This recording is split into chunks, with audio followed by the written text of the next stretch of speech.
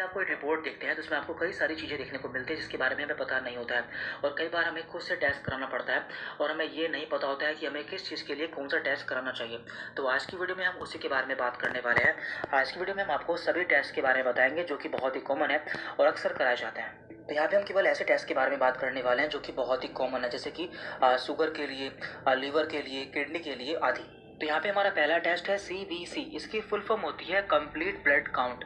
तो ये एक बहुत ही कॉमन टेस्ट है जो कि लगभग सभी को कराना होता है। जब भी कोई बीमार हो जाता है या फिर उसे कोई प्रॉब्लम होती है तो ऐसी कंडीशन में CBC कराया जाता है। तो इससे हम ये जान पाते हैं कि हमारा खून कितना है, हमें कोई इन्फेक्शन तो नहीं है, या फिर हमारे ब्लड में प्लेटलेट्स की संख्या कितनी है। तो इसमें हमें नॉर्मली 4 चीज़ें देखनी होती है। एक होता है इसमें हीमोग्लोबिन, एक होता है इसमें लिम्फोसाइट, इस्नोफिल एंड प्लेटलेट्स। तो हीमोग्लोबिन से हमें ये पता चलता है कि हमारे अंदर खून कितना है। लिम्फोसाइट से हमें ये पता चलता है कि हमारी बॉडी में कोई इन्फेक्शन तो नहीं है। इस्नोफिल से पता चलता है कि हमारी बॉडी में कोई एलर्जी तो नहीं है। एंड प्लेटलेट से हमें पता चलता है कि हमें डेंगू या फिर टाइफाइड तो नहीं है।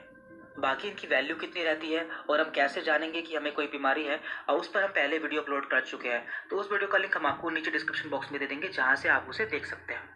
यहाँ पर हमारा दूसरा टेस्ट है लिपिड प्रोफाइल, और हमें ये इसी नाम से कराना होता है। नॉर्मली हम इसमें 2 चीज़ें देखते हैं। एक देखते हैं हम इसमें कोलेस्ट्रॉल और एक देखते हैं हम इसमें ट्राइग्लिसराइड। देखिए हम इसे कब कराते हैं, ऐसे लोग जो कि काफ़ी मोटे होते हैं या फिर जिनमें काफ़ी वसा होती है, और या फिर ऐसे लोग जिनमें हार्ट वाली प्रॉब्लम्स होती है, तो उन्हें ये टेस्ट कराना होता है। क्योंकि कोलेस्ट्रॉल या फिर ट्राइग्लिसराइड का बढ़ जाना हमारे लिए अच्छा नहीं होता है, तो उसको जानने के लिए हम इसका टेस्ट कराते हैं। क्योंकि ये जो कोलेस्ट्रॉल होता है या फिर जो वसा होती है हमारी खून की नलिकाओं में जमा हो जाती है, जिससे हमें आगे दिक्कतें हो सकती है। इसके बाद यहाँ पर है LFT। इसकी फुल फॉर्म होती है लीवर फंक्शन टेस्ट।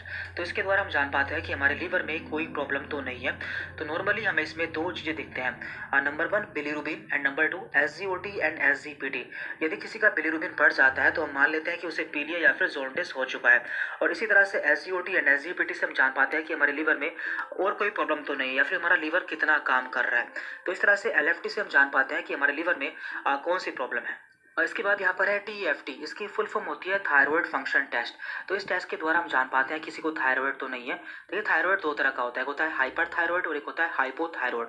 जब किसी को हाइपोथायराइड हो जाता है तो उसका वेट काफ़ी बढ़ जाता है। तो ऐसे लोगों में जानने के लिए कि उन्हें थायराइड तो नहीं है, ये टेस्ट कराया जाता है। तो नॉर्मली हम इसमें TSH की वैल्यू देखते हैं। TSH एक हार्मोन होता है, इसकी फुल फॉर्म है थायराइड स्टिमुलेटिंग हार्मोन, जिसकी नॉर्मल वैल्यू होती है 0.55 से 4.78। यदि ये 4.78 से ऊपर हो जाता है तो हम मान लेते हैं कि इसे हाइपोथायराइड हो चुका है। अब हम बात करते हैं शुगर टेस्ट के बारे में, यानी कि ऐसे लोग जिन्हें डायबिटीज़ या फिर शुगर होने की संभावना रहती है तो उनमें कौन से टेस्ट कराया जाता है। तो उनमें 3 तरह के टेस्ट कराया जाता है। एक होता है फास्टिंग, एक होता है पोस्ट पेरेंटल यानी कि PP, और एक होता है HbA1c। जो फास्टिंग होता है ये टेस्ट खाली पेट कराना होता है, और इसमें जो वैल्यू होती है वो 100 से कम आती है।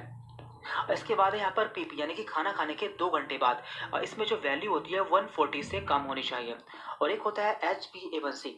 इस टेस्ट के द्वारा हम जान पाते हैं कि हमारी 3 महीने की शुगर कितनी रही है, और इसमें जो वैल्यू होती है वो 5.7 से कम आती है। तो यदि इतनी वैल्यू आती है तो हम जान पाते हैं कि इस पेशेंट को डायबिटीज़ या फिर शुगर नहीं है। इसके बाद यहाँ पर है KFT यानी कि किडनी फंक्शन टेस्ट। इस टेस्ट के द्वारा हम जान पाते हैं कि हमारी किडनी में कोई प्रॉब्लम तो नहीं है। देखिए जब भी हमारी किडनी में कोई प्रॉब्लम होती है तो हमारी बॉडी में स्वेलिंग यानी कि सूजन भी आ जाती है। तो इस टेस्ट से हम 3 चीज़ें जान पाते हैं, एक क्रिएटिनिन, एक यूरिया एंड एक यूरिक एसिड। तो ये तीनों क्या होता है, ये तीनों हमारी बॉडी में बनने वाले वेस्ट मटेरियल होते हैं जिन्हें हमारी बॉडी से बाहर निकलना जरूरी होता है। लेकिन जब भी हमारी किडनी में कोई प्रॉब्लम हो जाती है तो इनका अमाउंट हमारे ब्लड में बढ़ जाता है, जिससे हम जान पाते हैं कि हमारी किडनी में कोई प्रॉब्लम हो चुकी है। और लास्ट है यहाँ पर यूरिन टेस्ट। देखिए इसमें आपके यूरिन का सैंपल लिया जाता है और लैब टेक्नीशियन आपके यूरिन का एनालिसिस करता है। देखिए वैसे तो इसमें बहुत सारी चीज़ें देखी जाती है, लेकिन यहाँ पर केवल हम ऐसी चीज़ों के बारे में बात करेंगे जो कि काफ़ी कॉमन है, जैसे कि ग्लूकोज, प्रोटीन एंड ब्लड। यदि किसी के यूरिन में ग्लूकोज देखने को मिलता है मीन्स उसे डायबिटीज़ की प्रॉब्लम हो चुकी है। Number 2 protein. यदि किसी के यूरिन में प्रोटीन देखने को मिलता है मीन्स उसके किडनी में कोई इन्फेक्शन है या फिर और कोई प्रॉब्लम हो चुकी है। एंड नंबर 3 है यहाँ पर ब्लड। यदि किसी के यूरिन में खून देखने को मिलता है मीन्स उसकी पेशाब की नली में कहीं डैमेज हो चुका है, या फिर उसे UTI है, या फिर उसके किडनी में स्टोन है। तो इसके अलावा कई सारी प्रॉब्लम हो सकती हैं जिसका पता हम टेस्ट कराकर कर सकते हैं। यहाँ पे हमने मैक्सिमम टेस्ट कवर कर लिए हैं। और वीडियो को लाइक करिए, सब्सक्राइब करिए चैनल को हमारे, और ऐसे वीडियो देखने के लिए। और अगर आप सपोर्ट करेंगे तभी हम वीडियो आगे बनाएंगे, अन्यथा तो देखिए प्रयास पूरा करते हैं समझाने का। और आगे नेक्स्ट भी काफ़ी टेस्ट बताएंगे हम आगे। Thank you, best of luck.